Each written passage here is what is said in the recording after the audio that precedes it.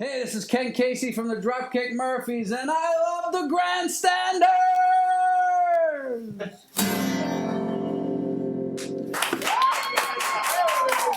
Take it away, kid!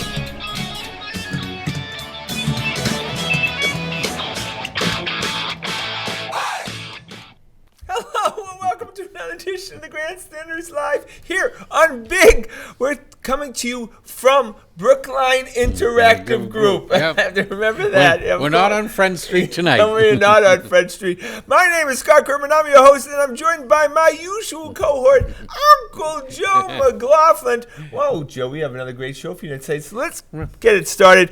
Start with the Boston Red Sox. They played an afternoon game today in Tampa Bay, losing 3-2. So that puts them at 55-47. When you were last here last week, they were I think at the same level. 52, right? All of a 3-3 over the course. So they have a chance. Yeah. They get they lose 2 out of 3 to the Orioles. They have Disgraceful. a chance to sweep Tampa, come out of it with a 4-2 road trip, which is pretty good. And you kind of forget the Orioles 2 out of 3 disaster, but of course they blow a game today. Yeah, and they had a 2-0 lead too. Yeah, Price couldn't hold on to it. Well, Price didn't pitch bad. The offense has got to give you a little more than 2 runs. Yeah, right, down there in Tampa. You know. And especially that Tampa has been, they haven't played well the last 2 games too, and it felt like you could sweep this team, which they did before in Tampa. All right, again, look, first of all, Cleveland is going to win the first wild card spot. You can make bank on that, right? And Oakland's a good bet for the number 2. I mean, Cleveland. That's the one we got to beat. Yeah, look, Cleveland has to face in their division, which means they play 19 times, everybody.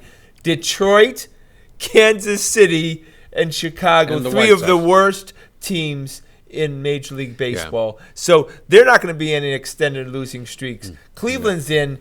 You have to basically beat Oakland and Tampa for that second spot, for the right to go to Cleveland. And Oakland has no competition. At least they've got Cleveland's got Minnesota in their division. Yeah. The team, a good team. Oakland's got no competition. They're playing, school for the blind. Yeah, but look, all of a sudden, you check in that you lose, a game like today, and that you'll find out tomorrow that you lost a game in the standings, and you can't afford that. Yeah, you can't afford losing to these weak sisters like Toronto and Baltimore, which unfortunately the Red Sox haven't been able to maintain. Well, Joe, did losing 2 out of 3 to the Orioles make them sellers? I've been a seller for months now. I want them to sell because sometimes you can have addition by subtraction. Some of these guys, because they started off so poorly, it felt like the season was. This is the second. Be difficult to recover from. Right now, they had a test at start the season and they failed miserably. They were 3-11. Now they're coming into another 14-game test here against Tampa and the Yankees, and they've started out 2-1. Yeah, let's see how that goes. It would be nice if they went through this stretch 11-3 to reverse that first one, but I don't think it's going to happen. Do you? Well, first of all, the Yankee games are only important in the standings like we are playing the Orioles. It doesn't matter now. We're not catching the Yankees for the division. Right. So, yes, but you have to win 3 out of 4 at home against the New York Yankees? Absolutely. Yes, of course. Because you win 2 out of 4, and next thing you know, you're another game behind in the wild card spot. You're behind Oakland and Cleveland even more. Yeah. They put themselves in a bad position just for the, mere fact of you are the World Series champions. You should, at the very least, be in the wild card And you're not going to be. But the one thing is, baseball, you don't see repeat champions at all in that game. It's not like, there's any dynasties like Golden State. Whoa, Joe, it's very difficult to get through those playoff series. Yeah. It's like hockey now. Those playoff series, no matter what team you have, it's very difficult to get through to the tournament. All right, so I asked you the question, Joe, is Rafael Devers a potential top 5 Major League player? When you say potential, yes. Yes. But you can't say that about many guys. I think he's like top 5 in every statistical offensive No, but I'm category. talking about moving forward. You know how they're, there's a hierarchy. He's got a huge upside. The kid hits good pitching too. It's not like he just cleans up against the Orioles and Toronto, bad pitching staffs. He hits everybody. And he's a smart hitter. There was a shift today, and he just put it right through the shift. Hit the ball to shortstop to drive in 2 runs. The only 2 runs they got today. He understands things. He's processing things while up at the plate. And at 22 years old, so impressive. That's what I loved about Xander at that age, too. Yep. They're very similar players as far as the progression. And I believe they're 2-3 in RBIs in the American League, too. They're almost they won. No, I think Devers took the lead today. And that's our left side for many years to come. That's fun. When you're trying to form a team each year, to know that you don't have to worry about shortstop and third base. Yep. That's pretty good. All right, Mookie Betts. Mookie, you wanted to be a leadoff hitter, despite the fact that I wanted you to be the third hitter because I thought more of you than you think of yourself. But here it's come. It's a foregone conclusion now. You are a nice leadoff hitter. Yeah, that's all you are. Just another guy hitting leadoff that got a nice glove in the outfield. 15 and 20 years ago, Mookie Betts would not be considered a star, and he would definitely not be getting a huge contract. Not hitting 270. No. That would be a corner outfielder hitting 270. No, it wouldn't be acceptable in the Red Sox. And that's 2 out of 3 years now that he's put up these kind of seasons. Yeah. But he's had 2 fabulous seasons, too. I know. It's going to be very interesting. I guess next year is free agent year. All right, when we come back, more Boston Red Sox talk. This is the story of a boy who is very sensitive to lights and sounds. So he built secret hiding places where nothing could get in. The boy didn't like looking people in the eye. It made him feel uncomfortable. One day, he found out he had something called autism. His family got him help, and slowly, he learned how to live with it better. Early intervention can make a lifetime of difference. Learn the signs at autismspeaks.org. Okay, Erod, is he a potential number 2 starter? You got to give him, he's 12 and 4. You got to give him his props that he's taken the next step, right?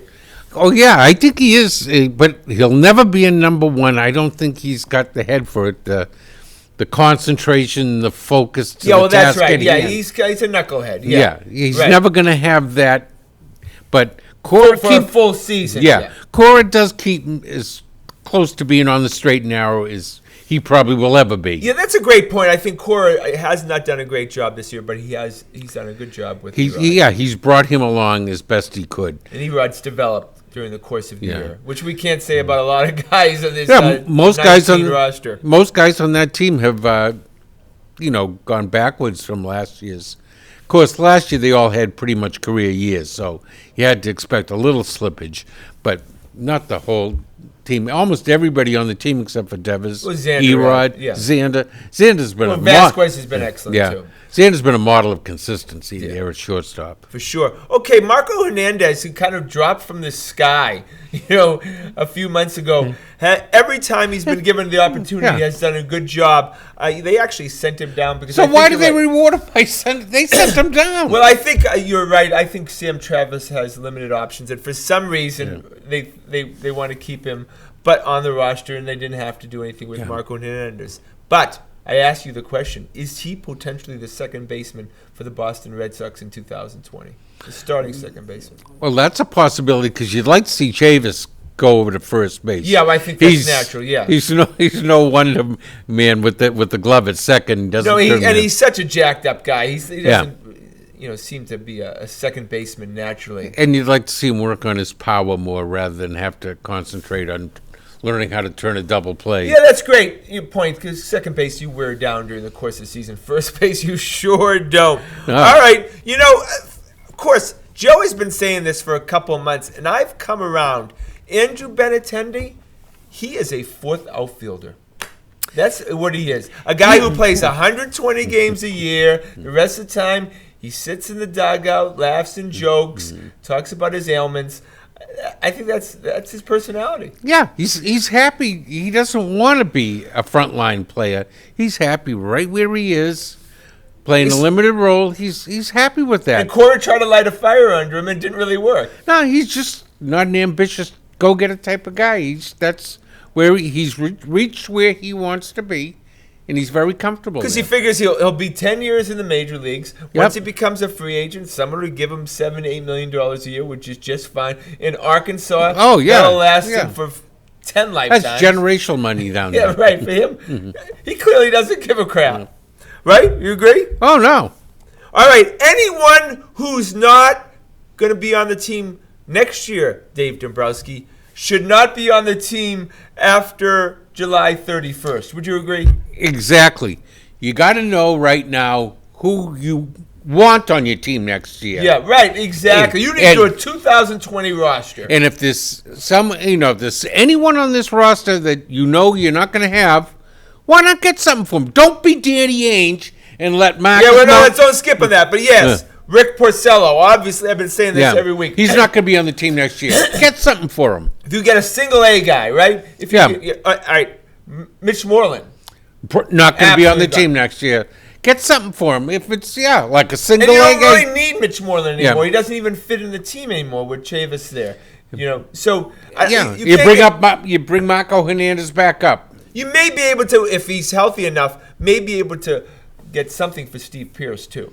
Someone may take a flyer on this guy. Someone needs, if he fits a need for someone that's in contention, they might go for it and give you something for him. Player to be named later or anything. And take away that salary for you. Okay, you know how much I hate Rick Porcello. The second guy I've hated, and I've hated him for years too, is Matt Barnes. You think we could get rid of him? I don't know. I think Cora's got value, but I think Cora might have plans for him for next year. I think. What's his contract situation? Do you know? Yeah, I don't know. But relievers are usually year to year, anyways, because you don't sign relievers up for long term. Yeah. So he's probably up. All right. So we love baseball, but this whole positional players pitching. And we had that a couple of nights ago where it was an 8-3 game in the ninth. And a couple of nights before, too. Yeah, and a couple of nights before. Is, again, my theory, the whole mercy rule needs to go into effect. Why are we even playing the final inning? If it's 5 runs or more, Joe, the game should be over. Well, I agree in the long run. That's what. But next year, positional players can't pitch unless... It's a new rule going to be going into effect next year.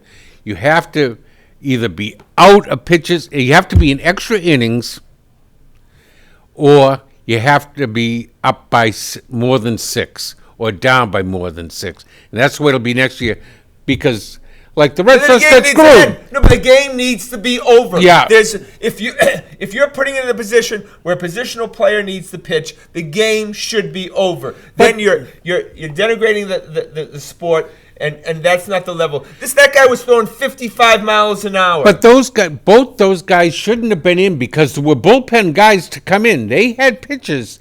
They just didn't want to use them. They wanted to save them for the next night. In fact, and that's why you need a rule. Look, Tampa designated some guy for assignment the next morning, a relief pitcher that was on the roster the night before. Yep. And they had guys, Baltimore, same thing. They had guys, they just wanted to save them for the next night. Yeah. And both of them won the next night. Okay, first of all, I want to mention Carlos Pena. When obviously we love Jerry Remy, but and Eckersley, but once they start doing the Mike Timlins, the Jared Saltomachias, it just gets really bad. But Carlos Pena from Haverhill, Massachusetts, is really good. Yeah, and he's the opposite of Eck. He'll be the hitter guy. He could hit him a mile. When Jerry Remy does hang it up, do you think that Carlos Pena is probably the guy who's ends up the color guy? On the road, because Eck will have the home games. Yeah, I think that's what I think he is. All right, when we come back, the Boston Celtics. It appears these hot ashes are about to be dumped, which could possibly start a wildfire. How will Smokey deal with such a hot situation? The garden hose defense. Next, a thorough stir. Then another spray. And finally, feeling if the ashes are cool. Oh, yeah. Ah yes, the selfie. A ritual practiced so frequently with this tribe, but not so much by Smokey Bear. Only you can prevent wildfires. So a year ago, when we were on this show, we were so freaking excited about the Celtics season. We couldn't wait, right? Yep. Now this year, it's a different buzz. Well, the bar has been lowered dramatically. Big time, right? Absolutely. Yeah. Last year we were all talking championship and how many games would it take to win one? But now, can we be a fourth seed? So we last won a championship in 2008, which means Danny Ainge has been the GM for 11 years 11 years, and for 10 years of that, no success, right? We have not won a championship since. And then all of a sudden we lose Kyrie, Rozier, Al, and Morris, and we get absolutely squat back. Nothing. Is Danny on the hot seat? I think he should be. Ownership can't be ecstatic about his him, right? job.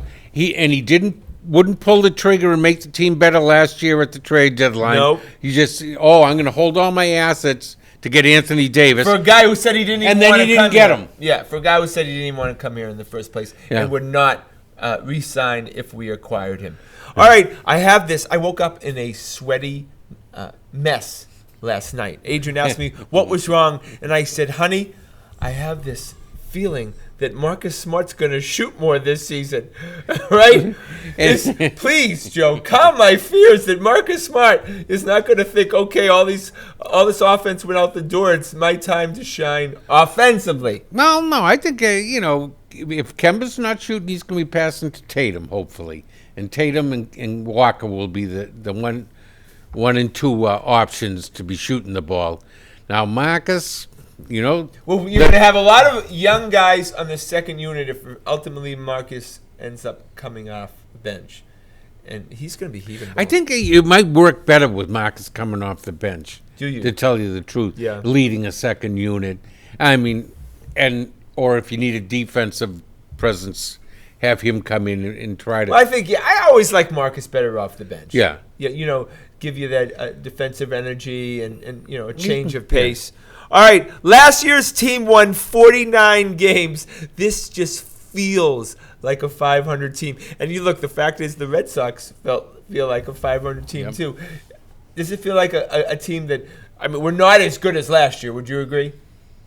Oh, no. There's no way you could think, especially when Horford defected, that was just like... what are you doing over there on Causeway Street? Look, all these teams have improved, obviously, except for the Raptors. But the Raptors won the World Championship last year. They get to at least bask in the glory of that. But it's still going to be a good team. Yeah, Lowry's still there. Yeah, no, they still have guys, and they still, they Gasol's still there. Yeah, they still understand how to win now, obviously. Yeah. Some of their guys are going to take the next step up. All right, when's the first time they're going to do a story on Brad where he's just doing all the little things to make the team win? The underdog, the little engine that could the Boston Celtics. Is that what's going to be the theme for Brad this year? He seems to do better when he's leading a scrappy bunch of underdogs than he is when he's got a winning hand. Right. He can't play a winning hand, we've seen. Yeah, but look, the fact is that the Celtics season ticket holders, who and we know season ticket holders, run teams, right? The base cannot be happy. They were renewing based on the fact that they thought Kyrie was going to be on this team. Of course, Al and a nice little present. Oh, Anthony Davis was going to. Davis, right? So there's going to be a short leash for everybody on this team. You end up pulling a Red Sox and going 3-11. Oh, it's going to be ugly there at the and ultimately, that's the general managers. You and I, as fans, want Danny to put a winner on the court. But ultimately, as far as the ownership and the league is concerned, a general manager's job is to put ticket holders in the seat. Someone buying, paying, making money. It's a professional team, not an amateur team. They want to make money. So are we just going to be hearing about the Memphis Grizzlies pick the whole year and how they have that? And this is how our opportunity to improve for 2021? And they've always got that carrot in front of us. Yeah, right. On the stick, it was Kevin Love, it was Kevin Durant. It's all our picks. Yeah, it's going to be Anthony Davis. Yeah. Jimmy Butler. So we're always going to get someone, but we never get them. Well, no, the guy we got was Gordon Hayward. Yeah. No, we got that. Yeah. Unfortunately, we got the wrong guy, I guess. Absolutely, biggest failure. Is an NBA title as special, Joe, if your star bolts the next day like Kawhi did? Oh, I'm sure, but those people in Toronto got to be happy they haven't had anything since the Blue Jays in the 90s. I know, but don't you think and the Maple Leafs have been just a disgrace to the whole country of Canada. But it gets tainted, don't you think? Oh, yeah, it takes a lot of the joy out of it. Absolutely. Because you got to face the facts that it's not happening again next year. Yeah, if Tom Brady won a Super Bowl and the next day went to the L.A. Rams, you wouldn't be happy, would you? A Pyrrhic victory, it just... You won the battle, you're not winning the war. I just didn't even like how that sounded, me saying that Tom Brady would leave. I know. Well, it someday will happen. What? One day it will come. He's 42 in a couple weeks. He's my boys, the twins, are 19 years old. He's all they've ever known as the starting quarterback. From the cradle. Yeah, right.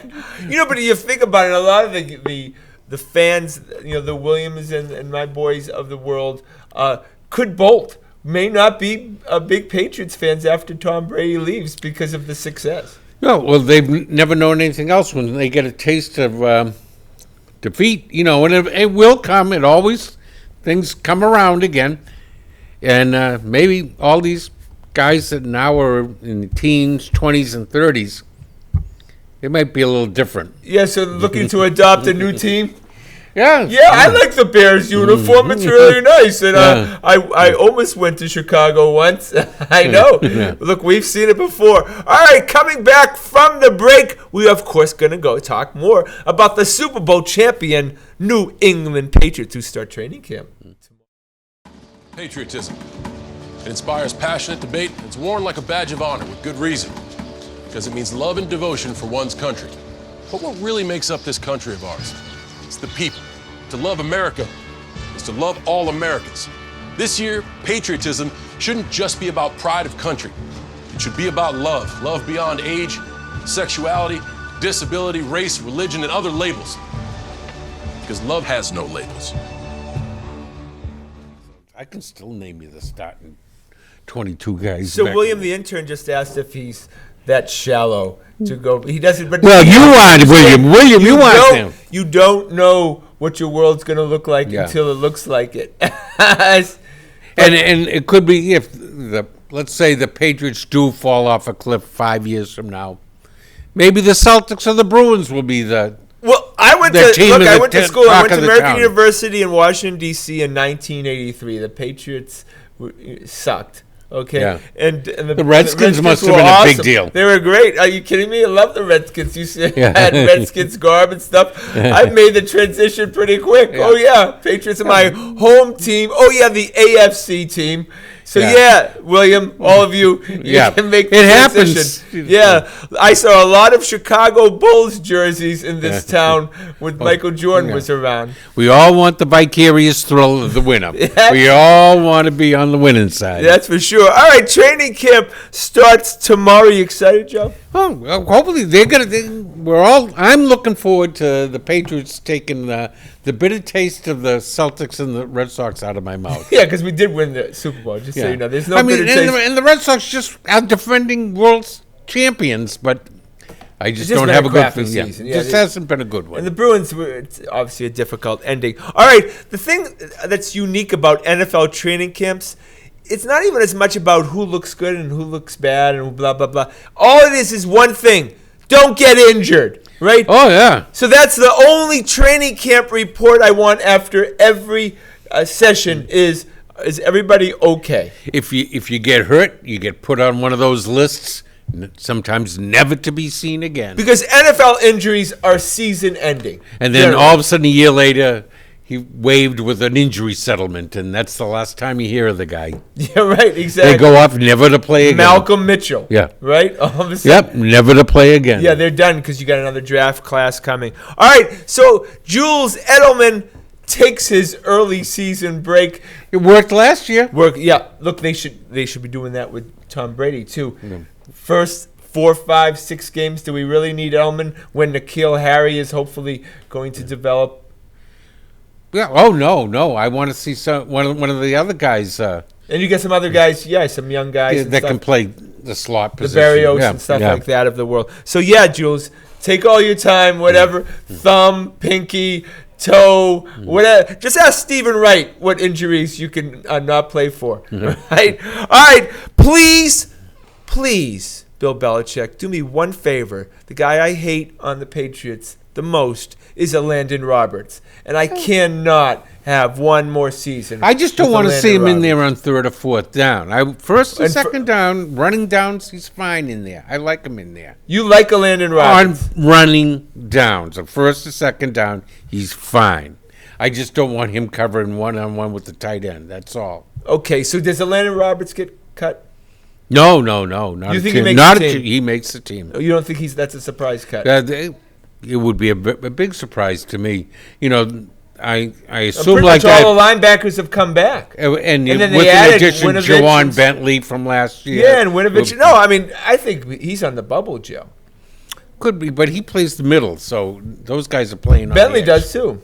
Yeah, but like Winovich is on the edge. Yeah, Winovich is. Yeah, but they like to convert these guys. Look Yeah. at Van Noy played a lot of middle. Yeah. All right, another guy that I cannot take another year of, and I'm shocked that we re-signed him, but maybe he's training camp fodder. Danny Shelton.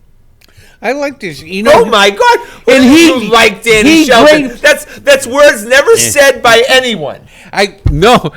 Pro Football Focus take him for what they're worth. They loved him. He graded out as one of the top run stuffers in the whole NFL For last year. Oh, for God's sake! He made one play in the Super Bowl, and it was on one of the Patriots porn, and then he comes running, not running to the sidelines. He comes waddling to the sidelines, and Bill says, "Nice play, Danny." I'm like, that's "Oh his crap! job. That means he's going to be on the team next year." He's not a pass rusher. He just clogs the middle. He just be big and don't let anything get in there. All right, obviously looking forward to watching N'Keal Harry. Oh, yeah, that'll be interesting to see. The whole... Jawan Williams. I just can't wait to see that. I think that guy's going to be He's a good beast. story, too. And, of course, Chase Winovich, the guy Oh, with the long everyone's hair. favorite. Right? Everyone wants to see him be the next Ninkovich. Yeah, If we right. can. Yeah, with long hair. And by the way, congratulations to Nink getting a job as Yeah, an on analyst. ESPN. Yeah, he's excellent. He's right off the gate. The moment he started in the business, I thought he was excellent. And Yeah. that's not a surprise. ESPN needs better analysts, and he gives a nice kind of With a little energy. blue-collar feel Yeah. to it. Yeah. Too, that obviously we appreciate as fans. All right, go to the Boston Bruins, and I ask you this question. We talked about addressing the whole exhaustion of players, injury of players. They're thinking of addressing 20 as opposed to right now 18. What do you think of that? Well, a couple could be on the 9th floor every game. You know, Backus has got a reserve seat up there. No, but don't you think going to 20 is much better? So you had two guys. These players would play less minutes and less wear and tear on the. Yeah, yeah, it's always if you can fit that under your salary cap, can you? Especially with guys like Backus. No, obviously Krejci they'd have to increase the salary cap to. Backus, Krejci, Rask, all getting big money that take up a large chunk of the salary cap. I don't know. I forget what. At least Chara's not costing a lot of money anymore. But you want to see the product good, and especially in the Stanley Cup Finals, those guys were just they were all tapped out. That 7th game, they shot it in that first period, and that was it. And they just mailed it in after that. They just had nothing left. Yeah. All right, well, that's our show for tonight. Hey, tomorrow, William Handsome Todd and I will be heading to Fenway Park. We'll be in the Boston Red Sox broadcast booth to interview Jerry Remy on his latest book. So you check that out in future shows. So that's my show tonight. I want to thank Uncle Joe. I want to thank everyone behind the scenes, Handsome Todd and William the Intern. Please check us out on our website at thegrandstanders.com and tune in again on Friday night for Dirty Wire Friday Night Live at the greatest bar in Boston, Massachusetts. I'm your host, Scott Kerman. Have a great and happy night.